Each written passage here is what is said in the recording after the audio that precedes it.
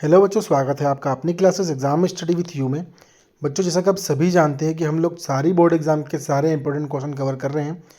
तो आज की अपनी इस क्लास में बेटा हम लोग जो है वो कक्षा 12वीं का हिंदी का पार्ट 2 जो है देखने वाले हैं। तो बेटा जो बच्चे चैनल पर नए हैं, पहली बार विजिट किए हैं, उन बच्चों से छोटा सा निवेदन है कि आप लोग थोड़ा सा प्लेलिस्ट में जाइए, विजिट कीजिए। आपको सारे इंपॉर्टेंट क्लास सब्जेक्ट के अकॉर्डिंग मिलेगी। ठीक है बेटा, और चैनल को सब्सक्राइब करना बिल्कुल भी मत भूलिएगा आप लोग। ठीक है, जाते यहाँ तक जिससे क्या होगा आपका कि कोई भी इंपॉर्टेंट टॉपिक जो है मिस नहीं होगा। तो देखिए बेटा, आज का हमारा पहला क्वेश्चन जो होगा क्वेश्चन नंबर 11 होगा कि प्रयोगवादी कविता की 4 विशेषताएं लिखिए। तो देखिए, प्रयोगवादी कविता की 4 विशेषताएं निम्नलिखित है। पहला है बुद्धि। ठीक है, बुद्धिवाद की प्रधानता थी इसमें। ठीक है, सेकंड पॉइंट है कि निराशावाद की प्रधानता थी। तीसरा पॉइंट है इस काल की कविता में नए छंदों का प्रयोग मिलता है। ठीक है, अगला पॉइंट है चौथा कि इस काल की कविता में बोलचाल की भाषा का प्रयोग मिलता है। ठीक है, किसमें? प्रयोगवादी कविता में। ठीक है बेटा, वहीं अगर क्वेश्चन नंबर 12 की बात करें तो प्रगतिवादी कविता की 4 प्रमुख विशेषताएं लिखिए। तो क्या है, देखिए बेटा, प्रगतिवादी काव्य की 4 विशेषता निम्नलिखित है। शोषितों के प्रति सहानुभूति थी इसमें, है ना बेटा। फिर क्या है, सामाजिक समस्याओं पर अधिक जोर दिया गया था। बोलचाल की भाषा का प्रयोग किया गया था। ठीक है, यथार्थवादी दृष्टिकोण अपनाया गया था, है ना। वहीं क्वेश्चन नंबर 13 की बात करते हैं बेटा हम लोग। तो क्वेश्चन नंबर 13 क्या बोल रहा था बेटा? मोस्ट इंपॉर्टेंट क्वेश्चन बेटा, यहाँ से क्वेश्चन डेफिनेटली आएंगे आपके। ठीक है, क्वेश्चन नंबर 13 है कि नई कविता की 4 विशेषताएं लिखिए। तो नई कविता जीवन के हर क्षण को सत्य ठहराती है ना। वहीं अगर बात करते हैं अगले क्वेश्चन की, नई कविता की वाणी अपने परिवेश के जीवन अनुभव पर आधारित है।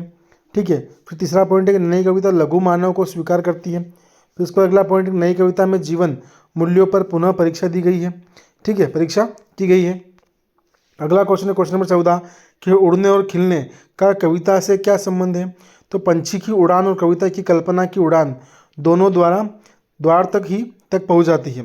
ठीक है, कविता या कवि की कविता में कल्पना की उड़ान होती है तथा जिस प्रकार फूल खिलकर अपनी सुगंध एवं सौंदर्य से लोगों का आनंद प्रदान करता है, उसी प्रकार कविता सदैव खिली रहकर लोगों को उसका रसपान कराती है। कौन? कविता, है ना बेटा।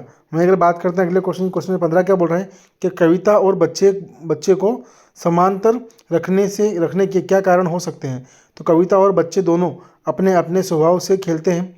खेल खेल में वे अपनी सीमा, अपने परायों का भेद भूल जाते हैं, है ना।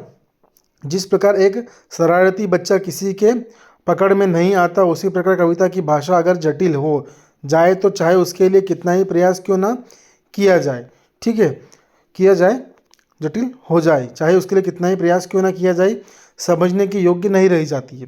इसी कारण कविता और बच्चों के को समांतर रखा गया है। ठीक है, मतलब दोनों एक समान होती है। शरारती बच्चा होता है ना छोटा, वो और एक कविता दोनों समांतर है। फिर क्वेश्चन नंबर 16 की बात करते हैं। कविता के संदर्भ में बिना मुरझाए महकने के माने क्या होता है। तो फूलों को खिलकर कुछ समय बाद मुरझा जाते हैं, परंतु कविता कभी नहीं मुरझाती है। वह सदा खिलती रहती है तथा अपनी भावगत सुगंध को बिखेरती रहती है। कविता अनंत काल तक जीवित रहकर आनंद का प्रयास, ठीक है, या प्रसार करती रहती है। इस कारण उसकी सुगंध सदैव बनी रहती है। कविता मान लीजिए कोई से आपने याद करी तो आपको लाइफ टाइम याद रहती है, मतलब उसकी सुगंध आपको आजीवन सुगंधित करती रहेगी। क्वेश्चन नंबर 17 है बेटा कि भाषा का सहूलियत से बरतने से क्या अभिप्राय है। तो भाषा को सहूलियत से बरतने का अभिप्राय है कि भाषा की सरलता, सादगी एवं सहजता से प्रयोग करना। कविता या लेखक में शब्दों का प्रयोग भावों के अनुरूप होना चाहिए। ठीक है बेटा। वहीं अगर क्वेश्चन नंबर 18 की बात करें हम लोग तो क्या बोल रहे हैं कि बात और भाषा परस्पर जुड़े होते हैं, किंतु कभी कभी भाषा के चक्कर में सीधी बात भी टेढ़ी हो जाती है। कैसे? तो बात और भाषा का आपस में गहरा संबंध होता है।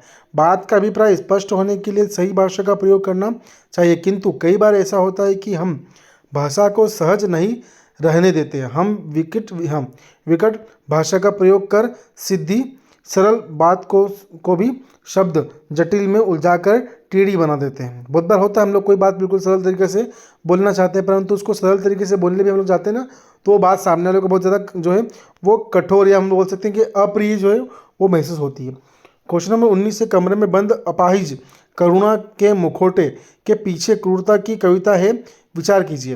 तो प्रस्तुत कविता में बताया गया है कि कार्यक्रम संचालक को उपाहिज या अपाहिज के दुख से कोई लेना देना नहीं है। ठीक है, फिर आगे देखते हैं बेटा हम लोग। तो आगे बोल रहे हैं कि वह अपाहिज के दुख को इसलिए दिखाना चाहते हैं कि कार्यक्रम की टीआरपी बढ़ सके।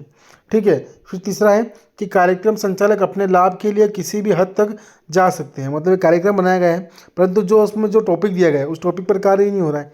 ठीक है। परंतु टॉपिक वो क्यों दिया गया है, जिससे क्या लोग उसको अधिक से अधिक मात्रा में देखें। ठीक है, उसकी ओर आकर्षित करें। क्वेश्चन नंबर 20 है बेटा कि हम समर्थ, शक्तिवान और हम एक दुर्बल को लाएंगे पंक्ति के माध्यम से कवि ने क्या व्यंग किया है। तो कवि रघुवीर सहाय ने हम समर्थ, शक्तिवान और हम एक दुर्लभ को लाएंगे पंक्ति के माध्यम से मीडिया पर व्यंग करते हुए कहते हैं कि मीडिया विकलांगों को दिखाकर अपनी शक्ति प्रकट करता है। यहाँ हम कमज़ोर व्यक्ति लाएंगे का अर्थ है कि हम ऐसे व्यक्ति को लाएंगे जो शारीरिक और मानसिक रूप से कमज़ोर हो। ठीक है बेटा, तो क्लास बेटा देखो हम लोग क्या है, हम लोग टारगेट लिया है कि हम लोग डेली हिंदी के 10 इंपॉर्टेंट क्वेश्चन डिस्कस करेंगे। देखिए बेटा, आज के हमारे जो 10 क्वेश्चन थे वो कंप्लीट हो चुके हैं। इसका पार्ट 1 जो है वो लॉन्च कल हो चुका था, आप लोग देख लीजिएगा। पार्ट 2 आपने पूरा देखिए, उसके लिए थैंक यू सो मच बेटा। और अगर आप लोग क्लास पसंद आ रही हो तो प्लीज़ आप लोग चैनल को सब्सक्राइब कर लीजिएगा और बेल आइकन को प्रेस करना आप लोग बिल्कुल भी मत भूलिएगा। ठीक है बेटा, थैंक यू सो मच।